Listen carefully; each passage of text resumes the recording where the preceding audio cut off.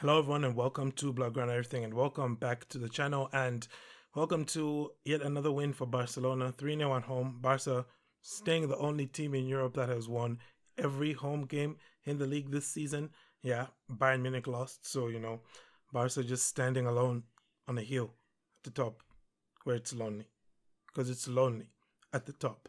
But one thing that this match would definitely bring out are the game of two halves, you know, narratives from the pundits. Because honestly speaking, first half from Barcelona was pretty trash. They didn't even have a shot on target, if I'm not mistaken. Just think about that.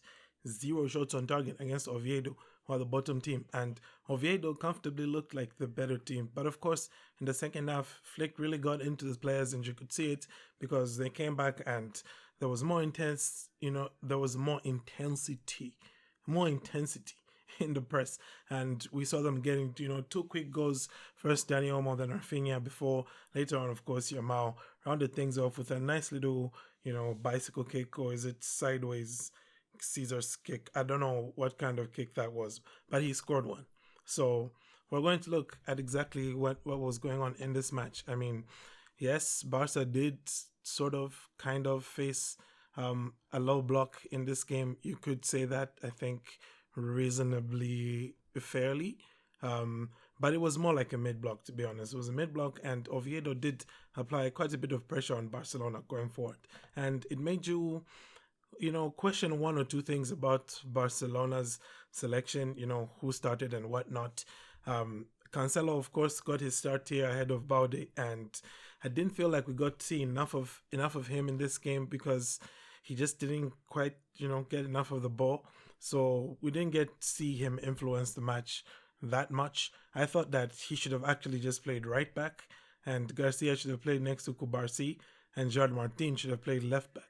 So, again, it's just one of those where you do wonder about the defensive setup from Hansi Flick and whether or not he's doing the right thing and what could be changed. So, honestly, personally, the starting 11, I would keep it the same, but that's what I'll do, I'll shift Cancelo from left back to right back, and then put Gerard Martin at left back, and, put Garcia next to Kubarsi because, Joao Cancelo did struggle, right? No surprises there, right? Yeah, Joao Cancelo struggled with Hassan, basically killed him during the first half.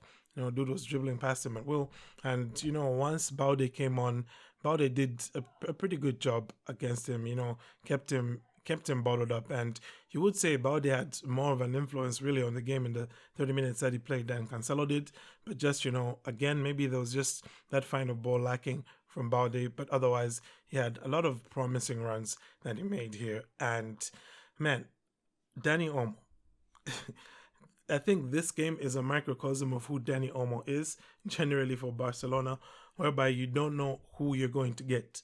First half, we got Dani almost, where, he was almost just a ghost in this game, almost non-existent. But then, second half, we get Dani Gomo, and, he gets his goal, which was a well-taken goal, I should say, and he gets his assist as well for Yamal to put in what, would have been, in my opinion, a man of the match performance if his first half wasn't just, such a tragedy. And of course, he didn't stay all that long. He was substituted in the 75th minute for Marc Bernal, who, it was good to see him get some minutes.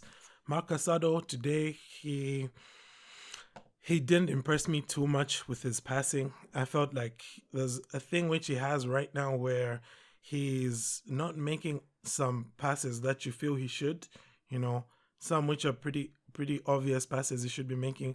Like you can see, he has 67 from 81 on his passing, which, this is a Barca midfield. You have to be better than that. By comparison, of course, Frankie, here we go, 68 from 72 with his passing. So, that's something that I think Casado has to work on, especially since right now being ahead of Bernal in the pecking order, because, he's the fitter of the two. So he definitely has to work on that. Okay, it's inexcusable.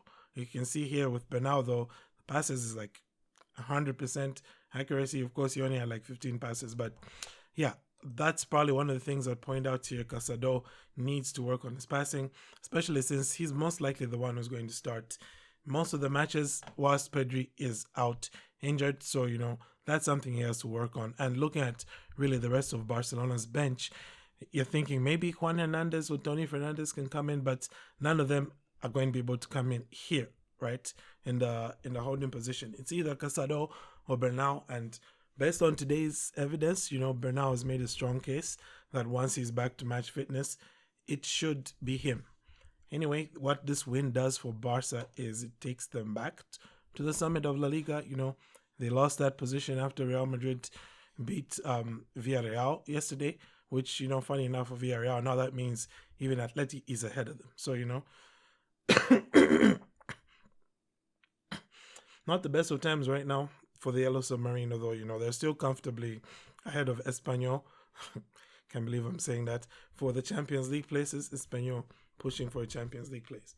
What's happening with the world? First you have Tottenham in the top 8 of the Champions League. Now you have Espanyol pushing for a top 4 position in La Liga. What happened? What did I miss? Anyway, what I didn't miss though was the performance by Frankie de Jong and the performance as well by Lamine Yamal, who, despite having a kind of slowish start, progressively, it was like a slow roast, progressively as he went on, he was cooking Colombato and Javi Lopez more and more. These are the two guys that were, man marking him, and as the match went on, he was just, getting up to speed, cooking them all, and it was a nice thing that he got to score that goal, just to add that little cherry on top of what was, I felt from him, a very good performance.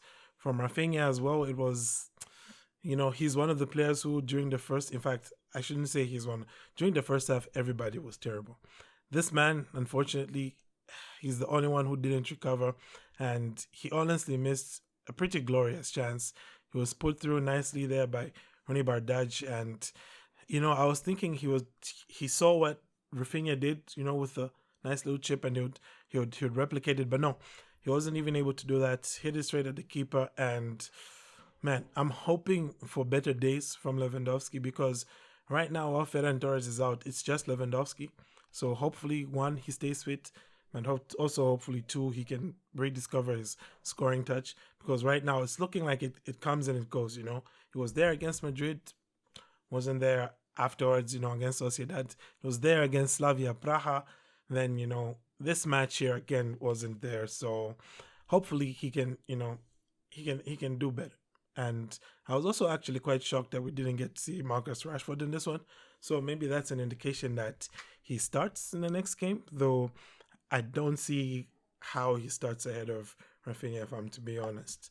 Anyway, I don't really have much else to add to that, except, looking forward, of course, to our next match, which is going to be in the Champions League at home against Copenhagen.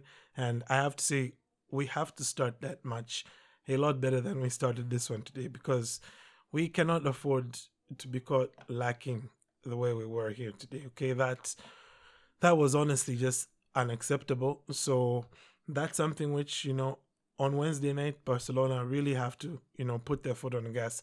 And to wind off, January, Saturday, Barca are going to Elche, and that's not going to be an easy game either, because, Elche are doing pretty well at the moment. I think they're probably, for their own purposes, they were doing decently well, I guess, until they lost to Levante.